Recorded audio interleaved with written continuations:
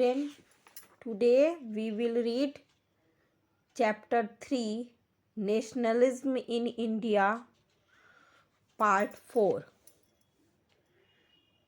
Magnificent and rich heritage of India. जादुई और समृद्ध भारत का समृद्ध विरासत भारत का जादुई और समृद्ध विरासत के बारे में आज हम पढ़ेंगे। Ancient archaeologist Alexander Cunningham and his assistant excavated many sites of the ancient civilization in the Indus Valley. पुराने पुरातत्वविद अलेक्जेंडर कनिंघम और उनके जो सहायक थे उन्होंने सिंधु घाटी की पुरानी सभ्यता की कई साइट की खुदाई की। They discovered many archaeological remains depicting the rich heritage of India. उन्होंने भारत के कई पुराने विरासतों के अवशेषों की खोज की। Indian archaeologist like Rai Bahadur, Dayaram Sahni, Madho स्वरूप what's and Rakhaldas Banerjee continued these excavations to unearth the remains of this majestic civilization.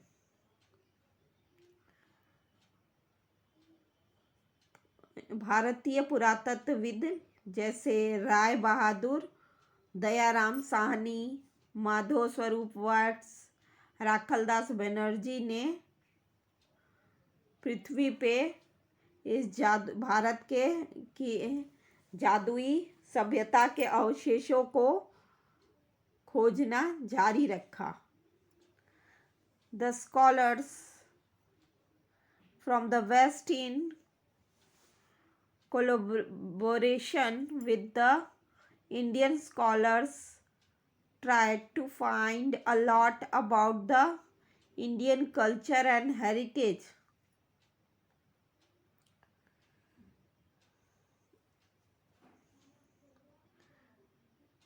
Waste के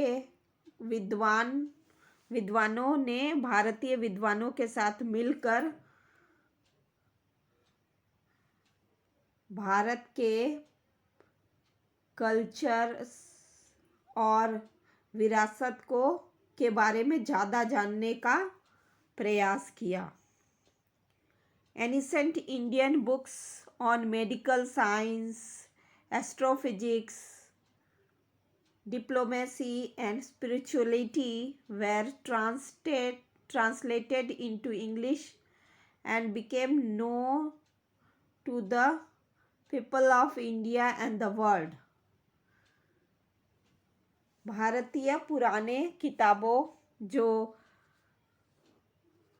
मेडिकल, चिकित्सा विज्ञान, एस्ट्रोफिजिक्स, कूटनीतिक और अध्यात्म के विषय पर लिखी गई थी, जो किताबें उनको अंग्रेजी में ट्रांसलेट किया गया, इंग्लिश में ट्रांसलेट किया गया और फिर तब जाके भारत के लोगों को इसके विषय में जानकारी मिली और साथ ही दुनिया के लोगों को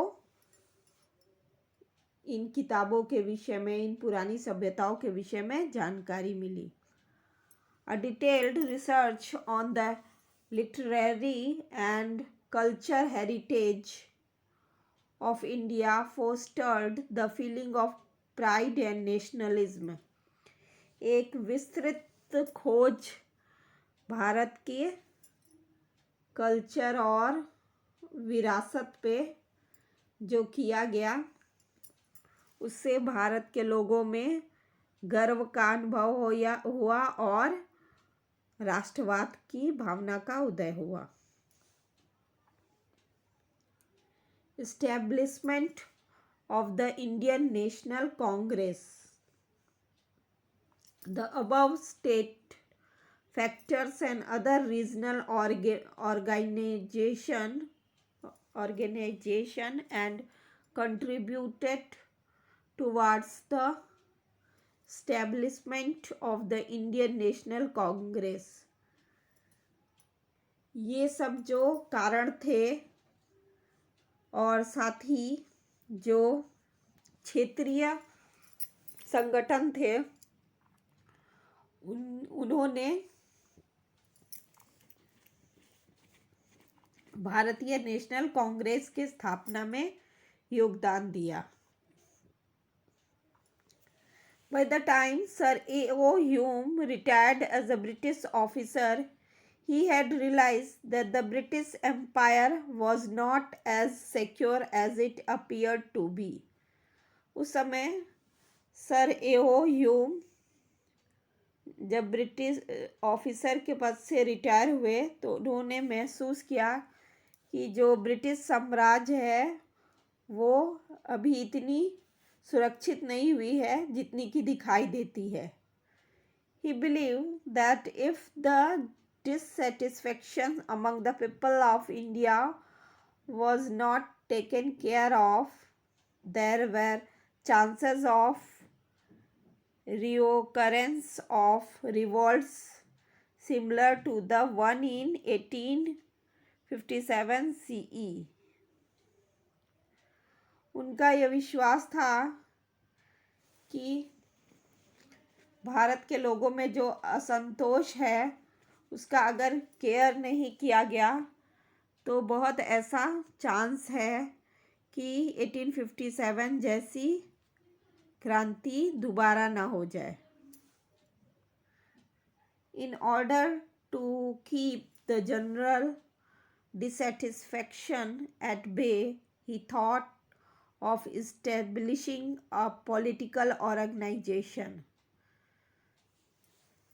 उन्होंने इस सामान्य असंतोष को किनारे रखकर एक राजनीतिक ऑर्गेनाइजेशन की स्थापना के लिए सोचा. Thank you children.